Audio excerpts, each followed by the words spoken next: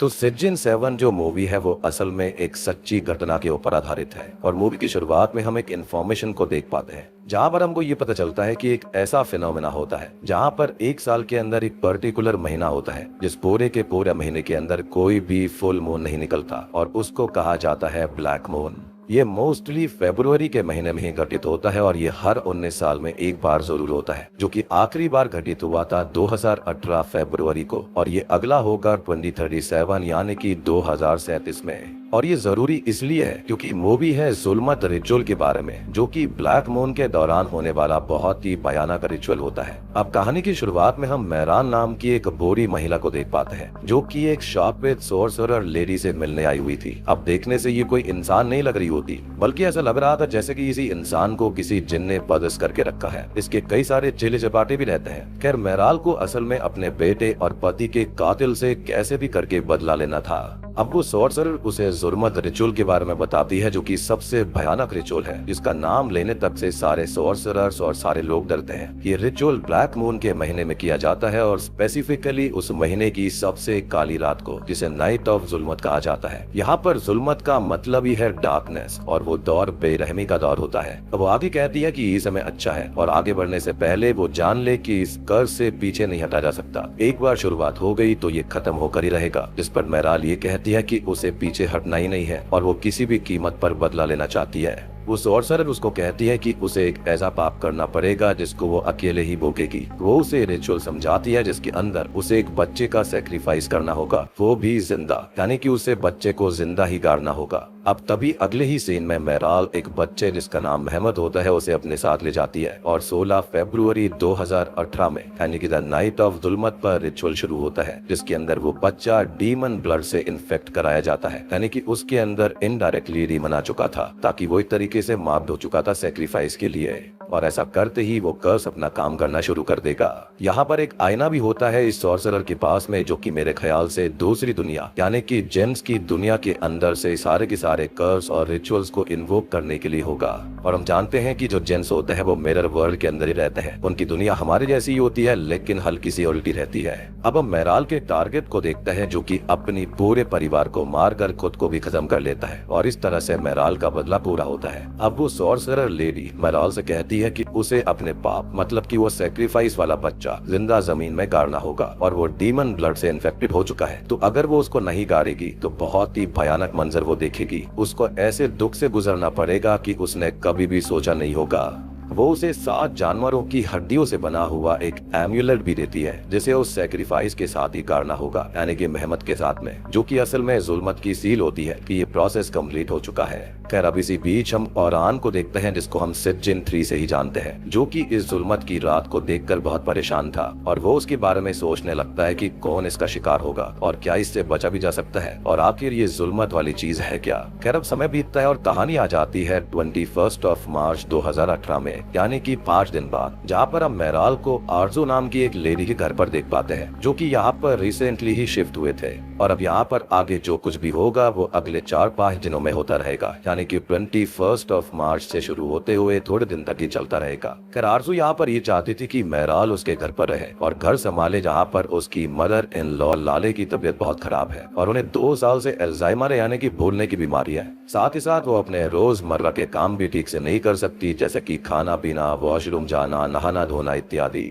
आरजू की बड़ी बेटी का नाम सैराब है, जो कि यहाँ पर बिल्कुल खुश नहीं थी क्योंकि उसके यहाँ पर कोई भी दोस्त वगैरह नहीं थे, उसकी कोई बात भी नहीं सुनता। आरजू की छोटी बेटी का नाम है रोया, जिसने हाल ही में ही एक भयानक बीमारी को सरवाइव किया है और वो चाहती है कि मेहराल उसका थोड़ा खास ख्याल रखे। अब मेहराल उसको आश्वासन देती है कि वो फिक्र ना करे, वो पूरे परिवार का अपने परिवार की तरह ही अच्छे से ख्याल रख लेगी। एनीवेज, तभी हम आरजू की मदर इन लॉ लाले को देखते हैं जो कि अपने रूम में पड़ी हुई अजीब अजीब बातें बड़बड़ा रही होती है कि ये किसी और ने किया है। तभी रुया वहाँ पर आती है तो वो उससे ये कहती है कि उसके पिता कमाल ने उसे बताया था, जो उसने किया वो उस पर बहुत ही ज्यादा रिग्रेट कर रहा है। साथ ही साथ वो ये भी कहती है कि तुम्हें किसी और ने ही बनाया है, तुम वो नहीं हो जो पहले थी। खैर, अब रात को सभी लोग डिनर करते हैं और जो मेहराल होती है वो यहाँ पर लाले को खाना खिला रही होती है और वो फिर से अजीब बातें करने लगती है। वो यहाँ से वहाँ घूमने लगती है और अजीब बातें कहने लगती है। साथ ही साथ साथ वो एक पेंटिंग को भी देख रही थी जो कि शुरुआत वाले जुल्मत रिचुअल एंटिटी की तरह दिख रहा था। वो ये भी कहती है कि कोई काम उसके तय समय पर ही होना चाहिए, नहीं तो बहुत बुरा होगा, कीमत बहुत भारी होगी।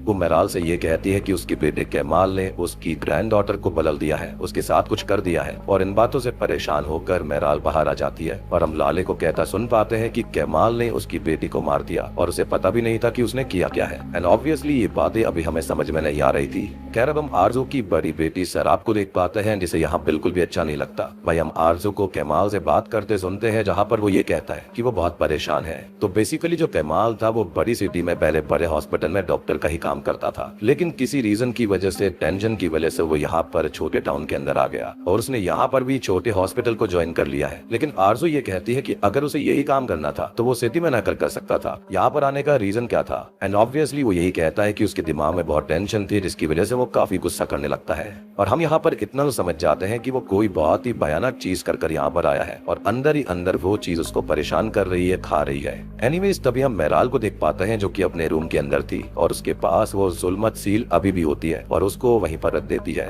और ये सील सैक्रिफाइस के साथ बैरी होनी चाहिए थी, तो ये उसके पास कैसे है। लेकिन तभी होता यह है कि उसके बेटे की इविल स्पिरिट, वो कर सॉर्सरर लेडी और मेहमद के इविल विजन्स उसे हॉन्ट करते हैं, उसको पकड़ भी लेते हैं। लेकिन जैसे ही वो होश में आती है वहाँ पर कोई भी नहीं था। और हम जानते हैं कि सिज्जिन और डेबे मूवी के अंदर जिन्स का जब इन्वॉल्वमेंट होता है तो इस तरह के ही विजन सबको आते हैं। अब तभी हम केमाल को देख पाते हैं जिसे एक सपना आता है जिसके अंदर वो कोई ब्लड टाइप का रिचुअल कर रहा था और सभी को ब्लड पीने के लिए बुला रहा होता है। उस रिचुअल के अंदर उसे रुइया की जरूरत थी जिसको वो लेने जाता है। उसका ये भी कहना था कि ये खून पीकर वो बिल्कुल सही हो जाएगी। अब जब वो अपनी बेटी को लेने जाता है तो वो उसे खून से लथपथ मिलती है जिसके पास उसकी ही ग्रैंड मदर लाले खड़ी हुई थी और वो ये कहती है कि बेटे तुझे वो नहीं करना चाहिए था। वो रुइया को गोद में लेता है लेकिन अचानक से वो मेहमद में बदल जाता है जिससे कि वो बहुत घबरा जाता है और तभी उसकी नींद खुलती है, यानी कि यहाँ पर ये भी एक विजन ही था।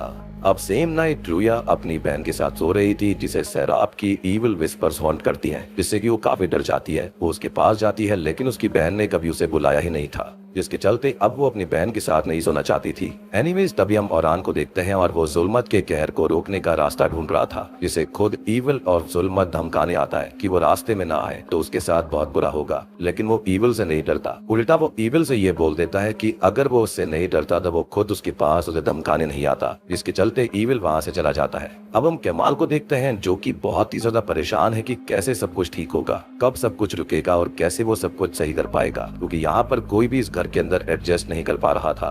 एनीवेज तभी इसी बीच हम बच्चों के एक तस्कर काजिम को देखते हैं जो कि बच्चों को बंदी बनाकर उनसे भीख मंगवाया करता था, उनसे पैसे लिया करता। अब यहाँ पर वो अपने आदमी से बात करता है कि वो मेराल पर नजर रखे जो कि कोई पागलपन जरूर करेगी और वो खुद उस डॉक्टर मतलब की केमाल के ऊपर नजर रखेगा। और यहाँ पर हम एक चीज को जान पाता है कि मेराल उस दिन उस सेक्रीफाइस को यानी कि मेहमद को बैरी नहीं कर पाई थी। और ये बात भी समझ में आती है कि मेराल, रिचुअल, मेहमद और केमाल के बीच में कुछ ना कुछ बहुत तगड़ा कनेक्शन है। खैर अब घर पर केमाल जो होता है वो रुइया को 2 डॉल गिफ्ट करता है जिसके अंदर एक का नाम रुइया था और दूसरे का नाम मेहमद, जो कि बहुत ही वियर्ड बात थी। उसने जो स्वेटर पहना होता वही स्वेटर स्टार्टिंग वाले बच्चे ने भी पहना था यानी कि मेहमद ने। तो यहाँ पर कोई ना कोई पक्का तगड़ा कनेक्शन है। खैर इसी बीच वो अपनी बीवी से बात करता है जो कि उसे मेराल के बारे में बताती है कि उसके पति और बेटे को एक जमीन के विवाद में किसी ने मार दिया था और उस आदमी के कनेक्शन बहुत थे तो उसे सजा नहीं मिल पाई थी। तो यहाँ पर मेराल ने एक अलग ही रास्ता निकाला और उनको सजा दिलवाई। तो अब आपको समझ में आया होगा कि मेराल ने उन लोगों से बदला क्यों लिया था और वह बुजुर्ग आदमी जो था उसने क्यों अपने घर में सबको मार कर खुद को खत्म कर लिया, क्योंकि उसी ने यहाँ पर मेराल के बेटे और पति को मार दिया था। अब रात को सैराब सो रही थी जिसे बार बार रुइया के इविल विजन्स हॉन्ट कर रहे थे कि बहन मैं डर रही हूँ, मेरे पास आ जाओ। जब भी वो उसके पास जाया करती कभी तो वो बहुत डरावनी हो जाया करती थी, कभी वो उससे काफी ज्यादा बड़ी हो जाया करती, जिसके चलते वो बहुत डर गई थी। एंड अब फाइनली वो जागती है तो रुइया उसके पास आती है जो कि खुद अपने साथ हो रही इन हॉन्टिंग से बहुत डरी हुई थी। अब इसी बीच हम मेराल को देखते हैं जो कि लाले के पास थी और लाले इविल होकर उसे हॉन्ट करती है। उससे कहती है कि उसने अपना वादा नहीं निभाया जिसकी उसे बहुत भारी कीमत चुकानी पड़ेगी, जिससे कि वो बहुत ही ज्यादा घबरा जाती है। अब सोते हुए भी उसे वही सब विजन्स परेशान करते हैं और जागने पर वो अपने बेटे हसन की आवाज को सुनती है जिसके पीछे वो रूम से बाहर आती है और यहाँ पर उसके बेटे हसन का भूत उसे हॉन्ट करता है और मेहमद की तरफ इशारा करते हुए उससे ये कहता है कि माँ तुमने अपना वादा नहीं निभाया, उसे अपना वादा निभाना होगा नहीं तो बहुत ही ज्यादा बुरा होगा। अब अगले सीन में हम कमाल को देख पाते हैं जो कि अपनी माँ के पास आता है, यानी कि लाले के पास, और उससे ये कहता है कि अब उसे रुया के लिए लाले की जान चाहिए। इस पर वो कहती है कि ठीक है, हाँ तुम मेरी जान ले लो, मुझे मार दो, मेहमद को मार दो। इस पर वो ये पूछता है कि उसे मेहमद के बारे में कैसे पता, तो वो ये कहती है कि वो यहीं पर है, उसने ही मुझे बताया। अब कमाल तभी अपनी माँ के चेहरे पर एक ब्लड ड्रेन ट्यूब को लगा देता है और उसे लेकर स्टेयर्स पर जाता है, जहाँ से वो उसे नीचे फेंक देता है, जिसके साथ ही उसकी नींद खुल जाती है, क्योंकि ये एक बहुत ही भयानक सपना था। वो घबराकर उन्हें चेक करने जाता है जो कि आराम से सो रही थी, लेकिन जैसे ही वो अपने रूम में वापस आता है तो अब उसे वाकई में वो बुलाती है और ये कहती है कि कमाल ये कोई सपना नहीं था और वो जा रही है, उसे बचा लो। वो जाकर देखता है तो वो अपने रूम में नहीं होती। वो भागकर स्टेयर्स को देखता है तो वहाँ पर ऊपर चढ़ी हुई वो उनको मिलती है, क्योंकि अचानक से नीचे गिरकर खुद को खत्म कर लेती है, यानी कि सपना सच हो चुका था। अब अगले सीन में आरजू रुया से बात करती है और बच्चों को सबने यही बताया था कि लाले हॉस्पिटल में है, न कि वो खत्म हो गई। यहाँ पर रुया ये कहती है कि उसकी बीमारी के पहले तक लाले उसे बहुत ही ज्यादा चाहती थी, उसके साथ ही रहा करती थी, लेकिन बीमारी के बाद उन्होंने उसे छोड़ सा दिया और हमेशा ये कहने लगी कि कमाल ने उसे कुछ और ही बना दिया है, उसे बदल दिया है। अब हम कमाल को भी देखते हैं जिसके पास काजिम आ चुका था और वो उससे ये कहता है कि वो भागकर यहाँ गया अपने अंकल के घर पर और वो उससे बच नहीं सकता, लेकिन वो उससे ज्यादा नहीं भाग पाएगा और उसे उसको 2 मिलियन और देने होंगे, नहीं तो उसके लिए बहुत बुरा होगा और जो उसने किया है वो सबको बता देगा। और कमाल पहले भी यहाँ पर उसे कुछ ऑलरेडी रकम दे चुका था, लेकिन ऑब्वियस सी बात है ये लोग मानते थोड़ी हैं। अब यहाँ पर समझने वाले पूरा माजरा समझ भी गए होंगे।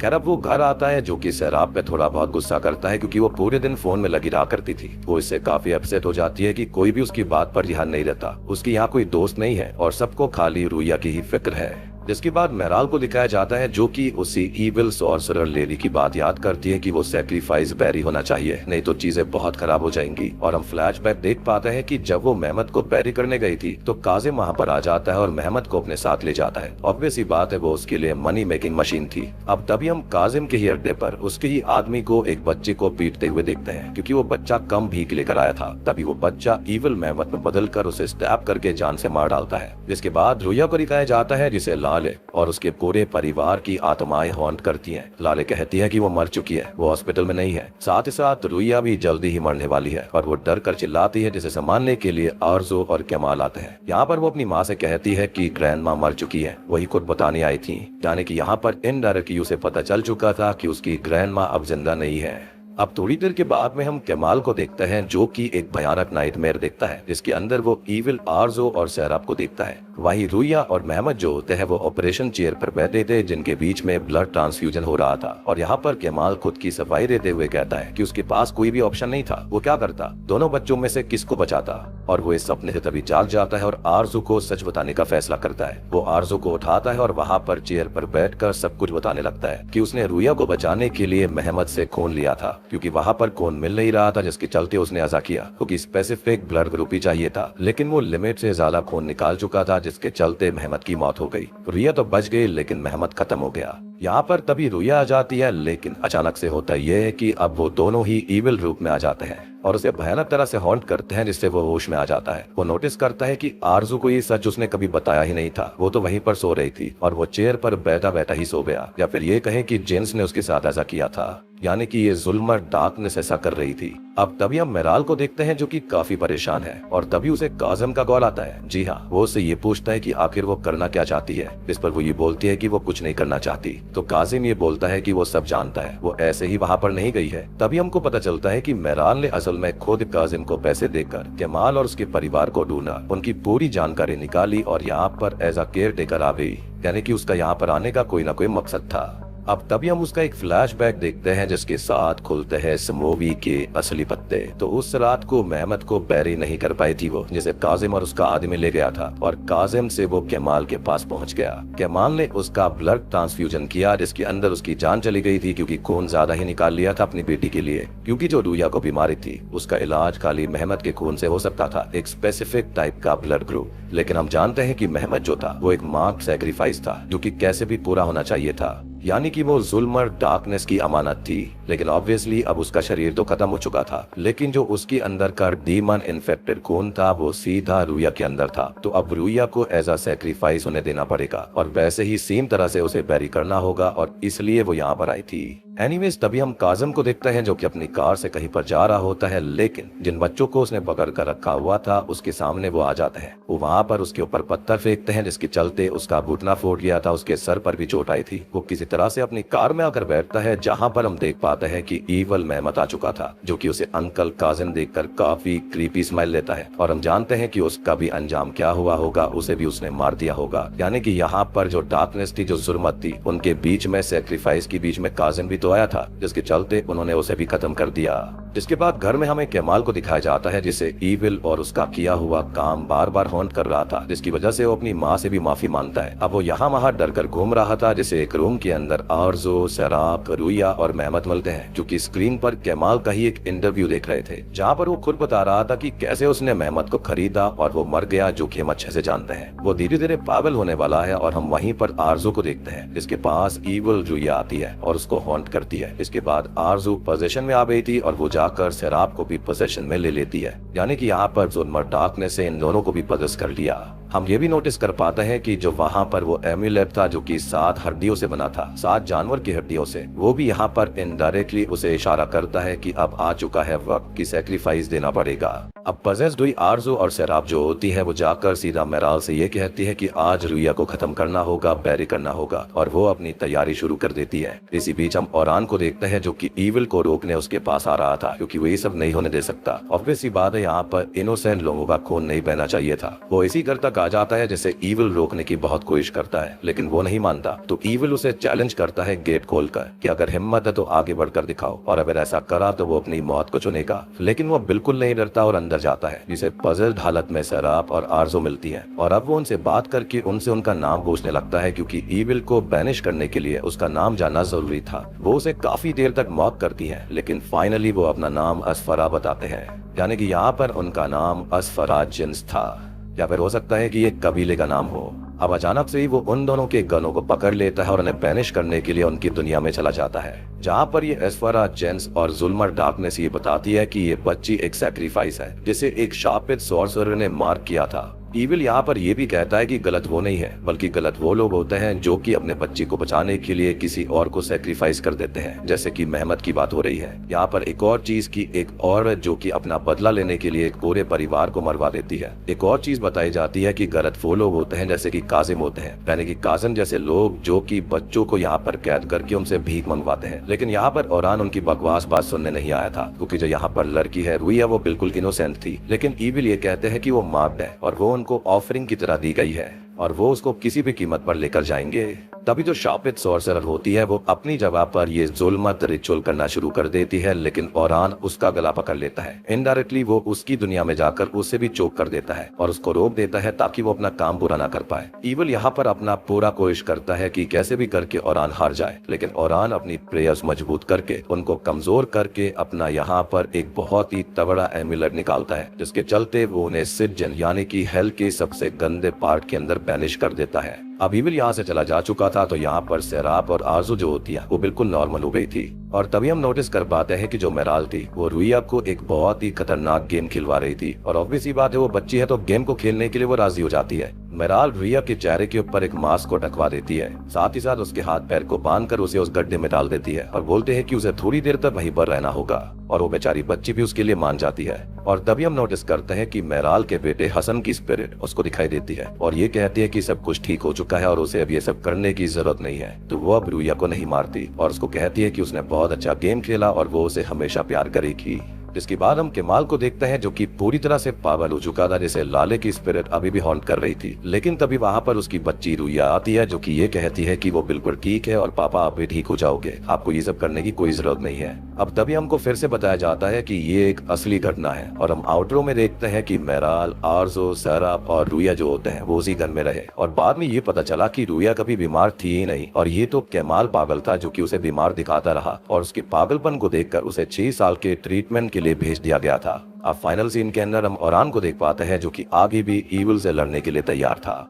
इसी के साथ में ये मूवी यहीं पर खत्म हो जाती है। तो दोस्तों ये थी सिटिज़न 7 फिल्म की कहानी। उम्मीद करता हूँ कि आपको पसंद आई होगी। और सबसे बड़ी बात यह है कि सिटिज़न 8 की तैयारी ऑलरेडी शुरू हो चुकी है। 2025 में सिटिज़न 8 भी रिलीज होने वाली है, क्योंकि इनके डायरेक्टर से मेरी डायरेक्ट बातचीत चलती रहती है।